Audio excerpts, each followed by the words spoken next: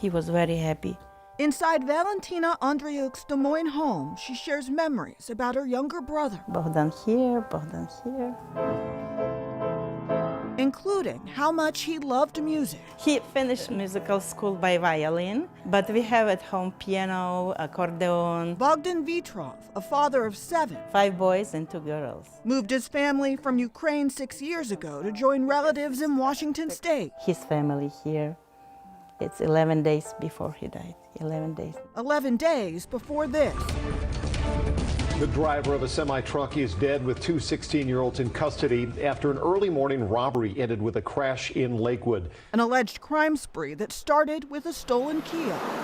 Lakewood police say on June 29th, 2 16-year-olds stole a Kia and used the car in an armed robbery, a race away from police, and a crash into a semi-truck. And unfortunately, when they struck that truck, it ejected the driver of the semi-truck who landed on I-5 and was deceased. That driver was Valentina's brother, Bogdan Vitrov.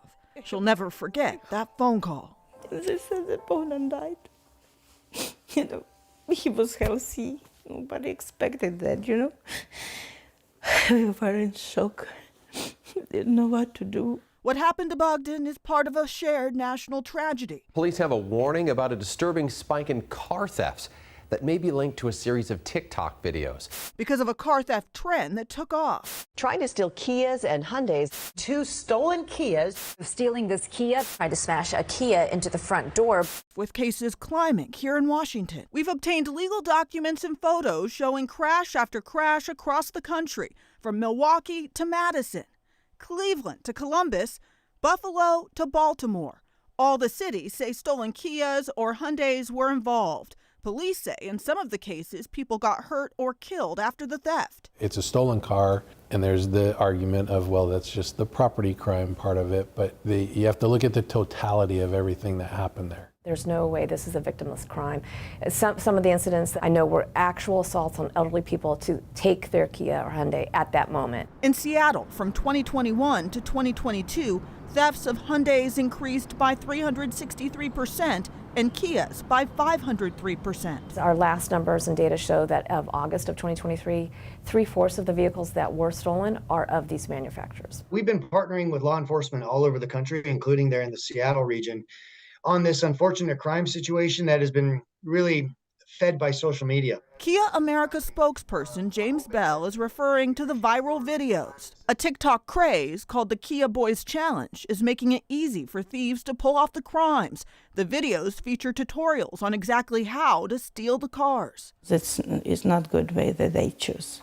It's very dangerous and not good. What is making these vehicles so easy to steal? Well, the manufacturer have chose from 2011 to 2021 for a 10-year time span to exclude nearly universal anti-theft technology in those vehicles as they sold them. Seattle City Attorney Ann Davison took the lead in trying to hold the automakers accountable. I was the first to file suit for the city of Seattle. That was in January. Since then, 16 more government agencies across the country have joined in, suing the automaker in federal court. I think the right thing to do is to recall these vehicles and install that anti-theft technology. Why didn't Kia just install this in the first place? Well, I can't speak to that. I'm not in the product planning department. I don't know what the decisions were and how they were rendered, but I can tell you that all Kia vehicles, including any of the vehicles that are part of this issue, meet and exceed all federal standards and mandates at this point. But by looking at the data, it was clear to me that this was becoming a burden on our police officers and on taxpayers. The red and orange on this graph charts the rise in Kia and Hyundai thefts.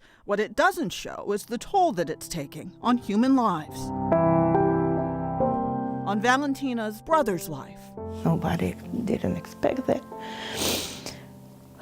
But we have to live with it. What can we do?